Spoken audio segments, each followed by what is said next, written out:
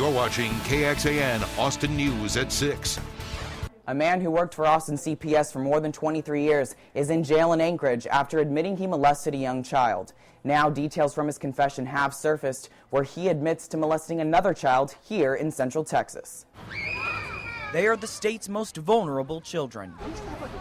Kids with no one to turn to but those in charge of keeping them safe. Anytime you have a group of children, there's always the fear that that group of children will attract people interested in harming children. On the phone, Mark Levrier admitted to molesting a 12-year-old girl in Alaska.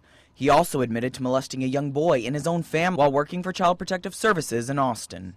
He mentioned specifically on the recorded phone call that it was out of his control, that he has urges that he cannot physically control. He doesn't know why he does the things that he does. An Anchorage detective is reaching out to CPS for more information. He says he's worried there could be more victims. CPS says Levrier retired in good standing. During the last 11 years, he worked for the agency in a call center away from children. It all would have just simply been phone taking reports of child abuse and assigning those out for investigation. He had unrestricted access to case files and case management plans, as well as probably the families involved in the cases that he was a district supervisor of. I'm very concerned, and I think everyone should be. Anyone who applies for a CPS job must go through a criminal background check. But child abuse expert Sandra Martin says this may not be enough. I think it's a big mistake for people to assume they've gone through very perfunctory kind of checks that you can then turn that person loose. Levrier is in jail under a $50,000 bond. Reporting in the newsroom, Larry Dechant, KXAN Austin News. The erosion. I mean, that's one of the biggest problems that we see right now. Brandy Hernandez, owner of BHF Concrete and More, has her work cut out for her. Several buildings, like the Cozy Corner, are cracking. You can see here along the walls and down the sidewalk, the foundation is buckling, all because of flash flooding.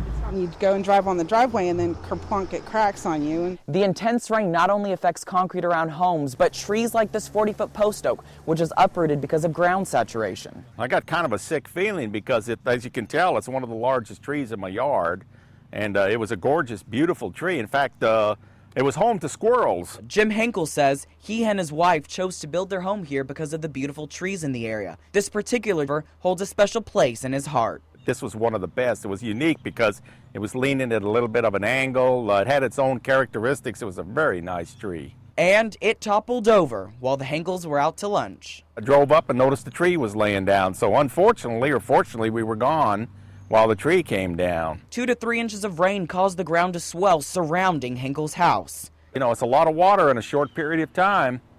I mean, it was coming down big time. So much, he had to empty his rain gauge twice on Sunday. Obviously, we'd been hoping and praying for rain, and I thought, gosh, if we could just get an inch or two, that would be great. Henkel hopes the rain continues to drop, but next time leaves his trees alone. In Williamson County, Larry Dechant, KXAN Austin News. After 3 months of no rain, it's finally coming down, giving the parched earth a much-needed drink. It's great to hear, like, shh, as to silence. Jessica and Robert Molina hope the recent rains will soon make up for one of the driest summers on record. It was so dry and so hot for so many days, then, you know, we finally get all this rain and some nice cool temperatures, and it's really just wonderful. As you can see, Bull Creek is flooded. This is about 2 inches of water, and it's all because of our rain, which is really helping our drought. The drought in Central Texas has been labeled as exceptional for the past year. Now, it's finally moved down to the moderate to severe category. I feel rejuvenated. I feel very blessed to see nature responding, and I love the sound of the creek. But nature has a lot more work to do before Central Texas is officially out of a drought. Water restrictions are still in place and lake levels are at record lows. It's good. All we want to see is also all the lakes to fill back up, you know. So I say bring on the rain. Keep raining. As long as the rain does keep pouring, both the land